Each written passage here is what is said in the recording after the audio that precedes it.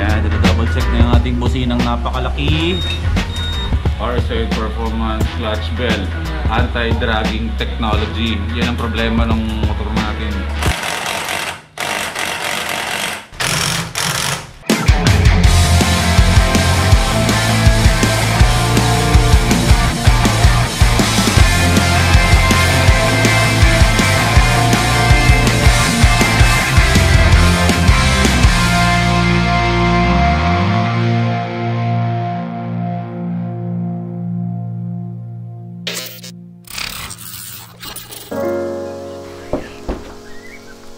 Bro, may mga ulam naman dito, di ba?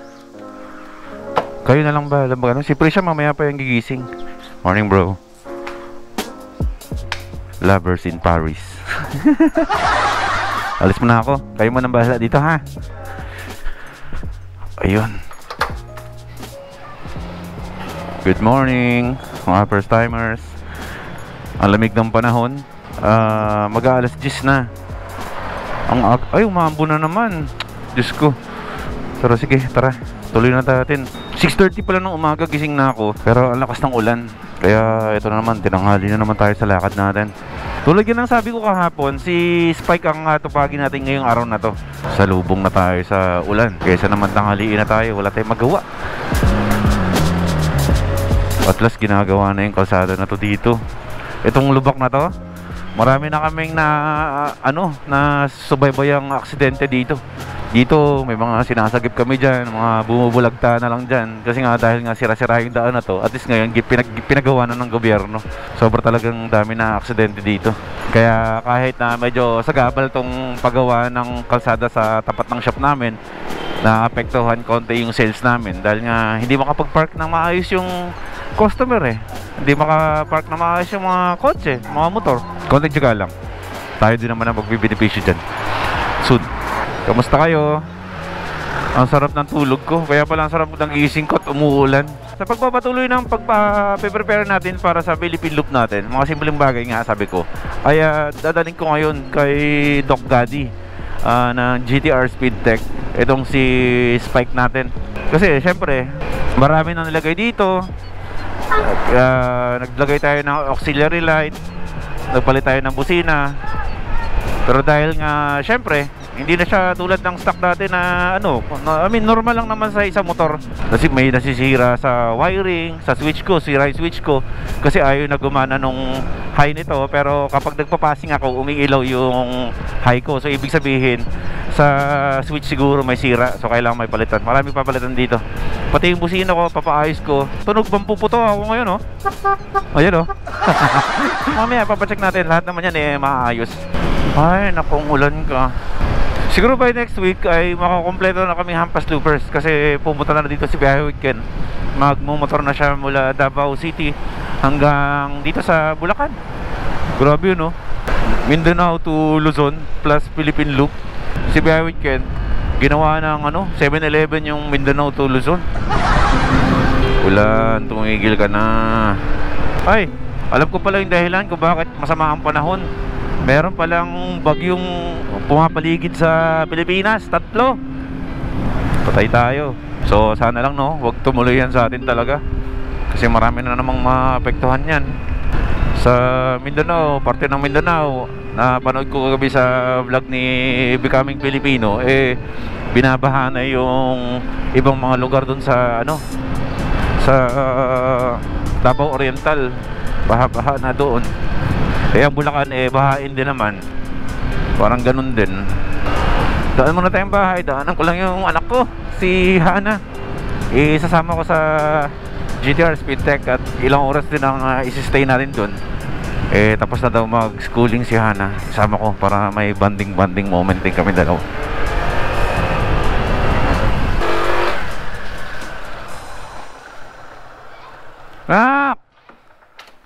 Let's go! Hindi ka na.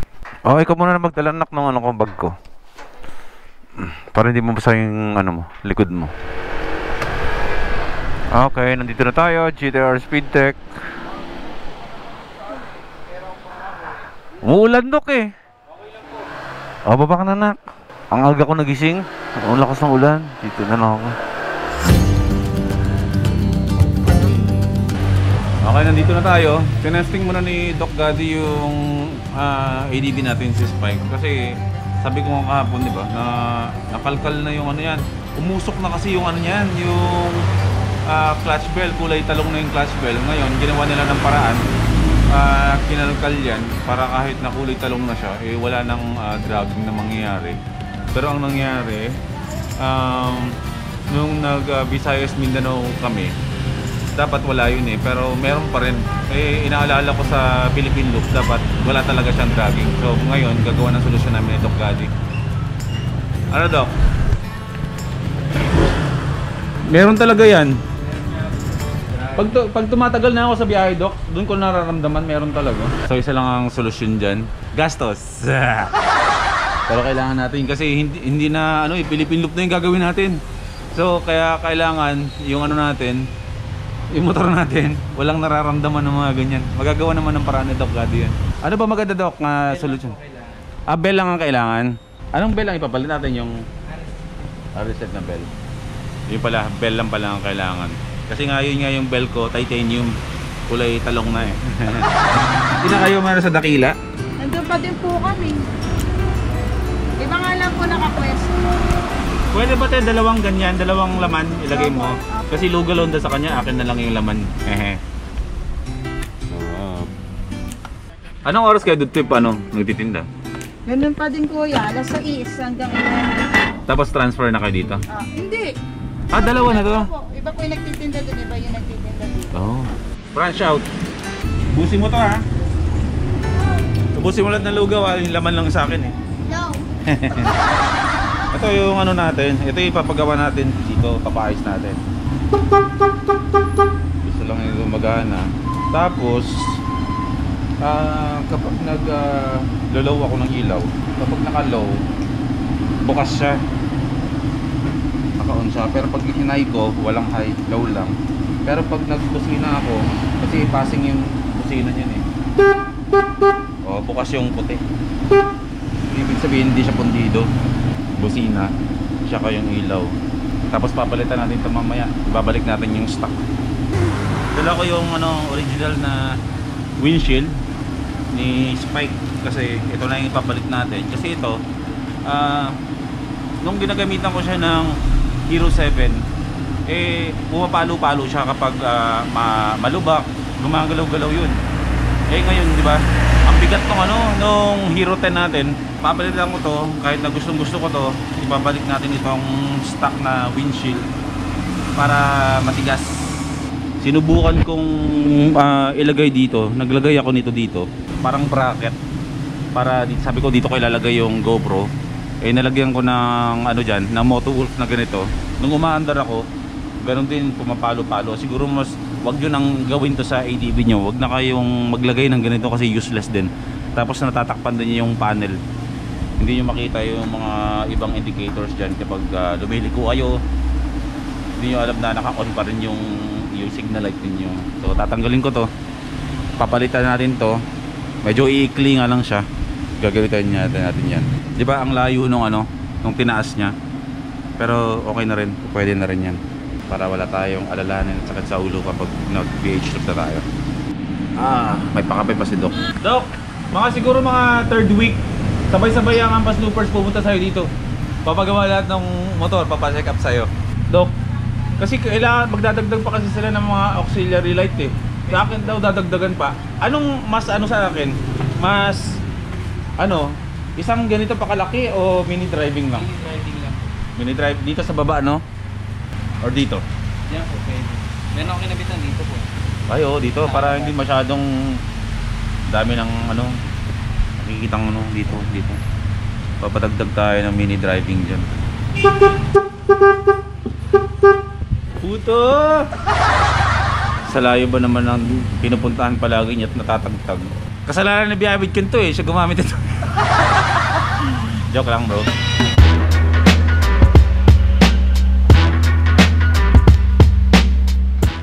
So, sabi ni Doc Gaddy, ang kailangan palitan sa atin is yung bell. Ito yun, ganyan yung ipapalit niya. Pero, wala pa daw ano. Doc, kailan darating yung ano? Kailan yung darating ng stock natin na ganito? Yung ganito yung ipapalit natin. Ako yan. Ganito. Eh kaso sabi ni Doc, mga this week pa daw or next week daw. So, pagbalik na. Saan? Ah, ito? Pwede ba to? Ah, same lang ba to? Opo. Oo, para isang gastusan na.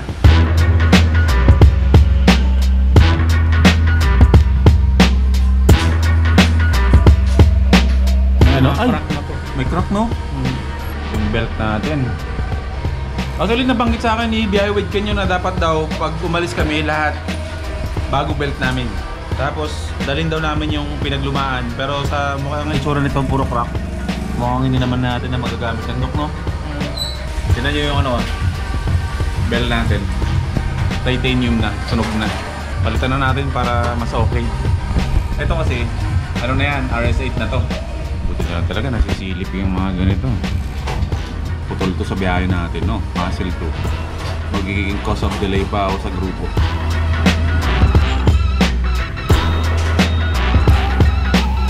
Ay, oo nga! Ang daming biyak-biyak. Grabe, oh. Kung naibabiyahe ka ba ng ganyan yan? Ito, the very rare titanium bell. May nyo na to. Tapos dito ay nagawa ng paraan yung ilaw. Dati pala, meron akong ilaw na fill LED na bigay sa akin ng Kobe. Eh, nung nagpapalit tayo nito, bigay ito ng Helix. Shoutout sa Helix. Iniwan ko to dito para kako sa kapatid ko. So kanina nakita ko, kinabit nila. Eh, yan pala. Yan yung setup ng ilaw natin. Pangkalawakan. Isang Helix, isang fill LED. Pupunta lang ako ng pupunta lang tayo ng ano ba to? Honda, doon sa tapat sa labas lang. Bibili tayo ng bagong belt ni Spike. Kailangan na. Buti hindi ako napigtasan kasi yung belt niyan nung pagkabili pa sa kanya, yan pa rin yung hanggang ngayon yan yung belt niyan. So, malayo-layo na rin yung binahe niya.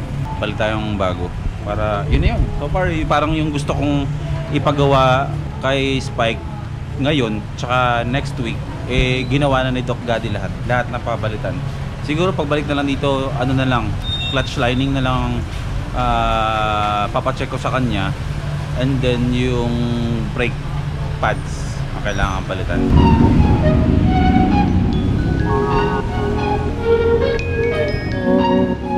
Mga kaway-kaway pa eh. Hello po ma'am, pabili ako isa pang airblade. Hindi, pabili akong belt. Doon yun. Ah, sige. 700 na lang, discounted na lang. Oh? So, ayan. Dito sir. Dito lang, Dakila. Sa likod lang. 700 na lang. Naayos ba yung sa switch ko? Kasi parang issue yata yung ADB, no? Anong problema sa switch? Hindi na siya, kumbaga hindi na siya swabe, ganun. Kailangan pang pindot-pindutin yung seat and... Naayos lang po. Ah, naayos yun? Baka mamaya meron lang siyang nagumido lang, gano'n. Kahit may duming nakalagay sa may switch niya. Pwede kong dalhin dito, no? Pwede niyo lang sir dito minsan. Dok, ang lakas ng motor mo! Yan, double check na yung ating businang napakalaki. Saan siya bro nagkakaalaboy? Ayos na. Ang laki no, kaya pag bubusina ako dito, may mga nasa unahan ko, kunwari may tricycle, nasa unahan ko na alakanin parang kakaliwa o bibiglang liko na hindi lumilingon. Pag binusinahan ko, bro, tuwipitiki yung balikat. Bakit? Pero kailangan talaga, kaysa yung busina, yung kikik lang, hindi obra sa atin sa mga ginagawa nating biyahe. Kaya ganito kalaki yung busina natin. Shoutout kay Kenneth. Bro, Kenneth, bakit wala ka dito? Naka-day off ba? May lakad po. May lakad. Ingat. Ha? Saan, Doc? Sa... Sa ilaw. Parang magiging all weather siya. Pero may high-low pa rin ako. Meron. Sige nga, bro.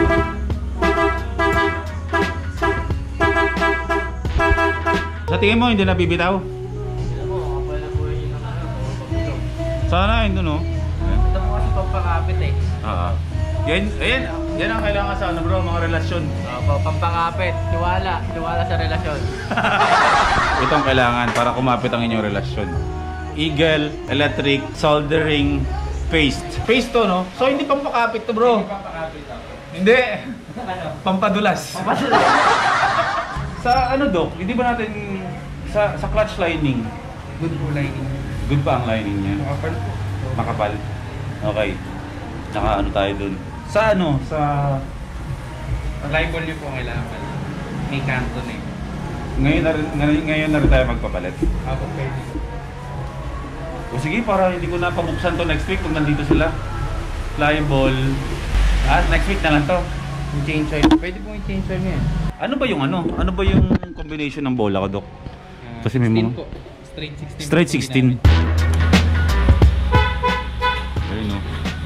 RS8 lang malakas. RS8 performance, clutch bell, anti-dragging technology. Yan ang problema ng motor natin. Kung naalala nyo dun sa vlog ko dati nung nag-Mindanao. Pag ganun ko talagang ano bro eh. Ito, nag-Mindanao kami. Grabe yung minig niya eh. Talagang ano eh. Di ba kapag magpapalit tayo ng flyball, safe na yun sa buong Pilipinas sa tingin mo?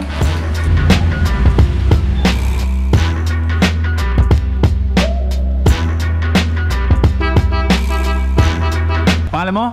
Tyron po. Oh, Siron. May girlfriend ka na? Meron po. Meron. Wala rin naman akong i-reto sa'yo. Puro lalaki nanonood sa akin. Shoutout po sa girlfriend ko. Magkagalit kami ngayon eh. Talaga? Ayos. Kami kahapon.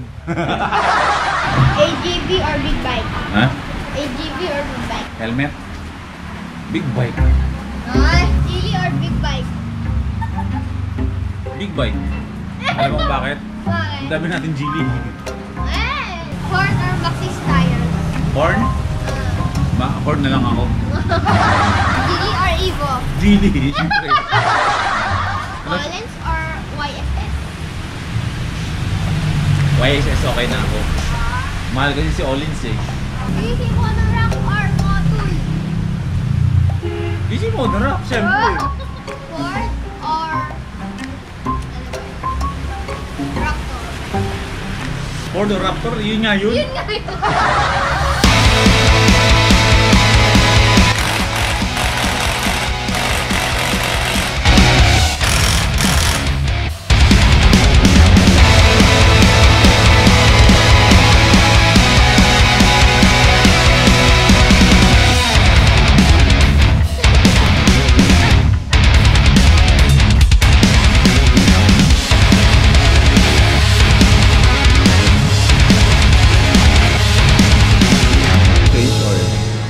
Okay, naibalik na natin yung ano, yung stock na windshield or wind visor. Matigas siya kaya nag-design na ibalik para hindi pumapalo-palo yung GoPro natin. Tapos nakabit na rin yung isang cellphone holder. May dalawa tayo dito. I-explain ko to kung bakit dalawa yan. Parehong nag-charge. Ginawa ko lang din, pinagawa ko kasi yan yung mga tip ng mga kaibigan nating Philippine Super.